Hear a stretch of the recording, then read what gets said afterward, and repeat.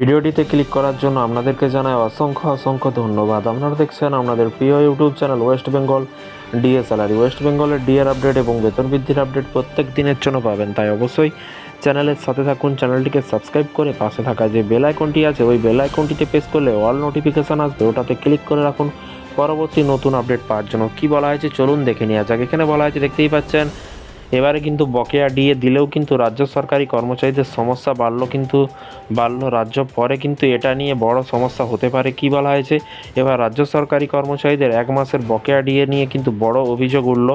রাজ্য সরকারি কর্মচারীদের বকেয়া মহার্ঘ ভাতা দিয়েছিল পশ্চিমবঙ্গ সরকার, এক মাসের এরিয়ার দেয়া হয়েছে, আর সেটা নিয়ে কিন্তু অভিযোগ তুললেন রাজ্য সরকারি কর্মচারীদের একাংশ। তাদের দাবি এটি নিয়ে ভবিষ্যতে কোনো সমস্যা হতে পারে, তাই অবিলম্বে সেই বিষয়টি কিন্তু ঠিক করা দরকার। এক মাসের বকেয়া মহার্ঘ ভাতা প্রদানের ক্ষেত্রে ভুল তথ্য দেওয়া হয়েছে, এমনই অভিযোগ উঠল। আসলে ডিএ এবং এরিয়ার না দিয়ে দেখিয়ে কিন্তু দেখানো হচ্ছে কিন্তু আইআর অর্থাৎ ইন্টেরিম রিলিফ, এবং অ্যানুয়াল স্টেটমেন্ট ডাউনলোড করলে কিন্তু সেখানেও একইভাবে কিন্তু এই ভুল দেখা যাচ্ছে, আর এটি নিয়েই কিন্তু উঠছে প্রশ্ন। এই বিষয়ে শিক্ষানুরাগীর ঐক্য মঞ্চের সাধারণ সম্পাদক কিঙ্কর অধিকারী বলেন যে জুলাই মাসে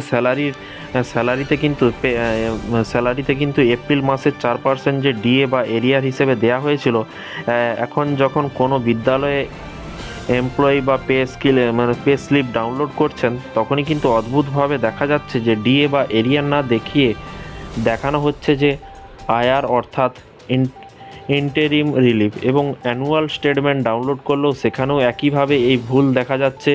এটি সম্পূর্ণভাবে ভুল তথ্য। আমরা শিক্ষা দপ্তরের কাছে কিন্তু দাবি জানিয়েছি এই ভুল কিন্তু অবিলম্বে সংশোধন করা হোক, খুব তাড়াতাড়ি যেন সংশোধন করা হয়। বিভিন্ন কাজে কিন্তু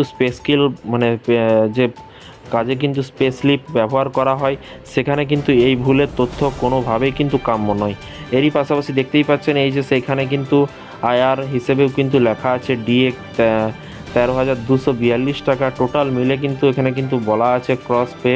এখানে পুরো হিসাবটা কিন্তু লেখা আছে একজন সরকারি কর্মচারীদের পে স্লিপে কিন্তু এভাবেই কিন্তু লেখা আছে। তো তারপরে দেখুন বলা হয়েছে, প্রসঙ্গত উল্লেখ্য 2024 সালে মে থেকেই কিন্তু রাজ্য সরকারি কর্মচারীদের 4% ডিএ বাড়ানোর ঘোষণা করেছিল পশ্চিমবঙ্গ সরকার। পরবর্তীতে মুখ্যমন্ত্রী মমতা বন্দ্যোপাধ্যায় ঘোষণা করেন এপ্রিল থেকে রাজ্য সরকারি কর্মচারীদের বর্ধিত ডিএ কার্যকর হবে। সেই মতো রাজ্য সরকারি কর্মচারীদের এক মাসের ডিএ এরিয়ার পাওনা ছিল, যা কিন্তু পরবর্তীতে বেতনের সঙ্গে কিন্তু প্রদান করা হবে। তো ফ্রেন্ডস, এই ছিল আজকে একটি ছোট্ট আপডেট। এই ধরনের প্রতিদিন সরকারি কর্মচারীদের আপডেট পেতে চ্যানেলটিকে সাবস্ক্রাইব করে পাশে থাকা বেল আইকনটিতে প্রেস করে রাখতে ভুলবেন না। ভালো থাকবেন, সুস্থ থাকবেন এবং নিজের খেয়াল রাখবেন। Thank you.